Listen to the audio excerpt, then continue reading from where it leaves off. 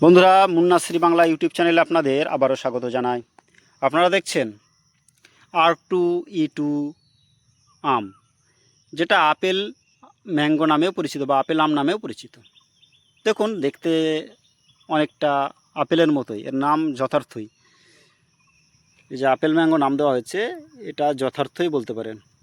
আপেলের মতো শেপ দেখুন, পুরো আপেলের মতোই শেপ। শেপ দেখুন। যে গাছটিতে ফল ধরেছে এটা মোটামুটি 2.5-3 বছরের গাছ। গাছের কাণ্ড দেখুন, খুব মোটা কাণ্ড না, মিডিয়াম কাণ্ড। এবং এই গাছটিতে এখন আপাতত 3টি ফল আছে, আরও বেশ কিছু ফল ছিল কিন্তু সে ফলগুলো ঝরে গেছে। এবং এটা একটি অস্ট্রেলিয়ার ভ্যারাইটি, কিন্তু বিশ্বজুড়ে একটি জনপ্রিয় জাত, আঁশহীন জাত। এটা একটি আঁশবিহীন আম। এর ছাল একটু মোটা, চামড়া একটু মোটা, এই জন্যে এটা স্টোর আপনি বেশি দিন করে রাখতে পারেন, মানে হারভেস্ট করার পরে আপনি বেশি দিন পর্যন্ত স্টোর করে রাখতে পারেন। ঠিক আছে।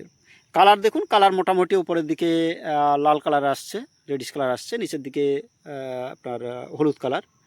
তো কালার দিক দিয়ে যথেষ্ট ভালো একটা কালার আপনারা বলতে পারেন।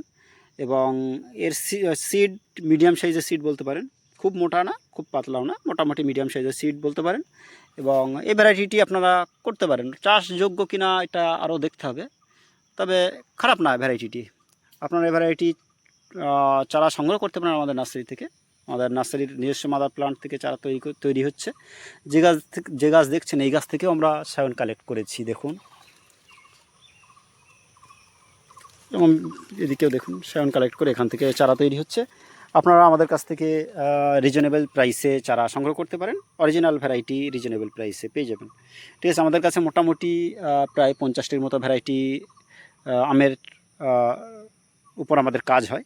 সবসময় সব ভ্যারাইটি চারা থাকে না, কিন্তু তারপরেও আপনারা যোগাযোগ করে দেখতে পারেন।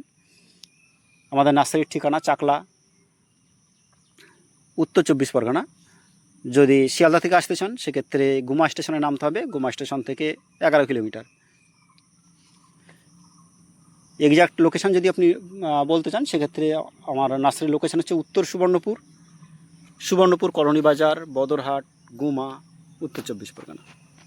তো বন্ধুরা, ভিডিওটি কেমন লাগলে জানাবেন, ভালো লাগলে লাইক করবেন, শেয়ার করবেন, এবং আমাদের চ্যানেলে নতুন হয়ে থাকলে সাবস্ক্রাইব করতে ভুলবেন না। এবং দেখা হচ্ছে নতুন একটি ভিডিওতে। সে পর্যন্ত ভালো থাকবেন, সুস্থ থাকবেন। ধন্যবাদ।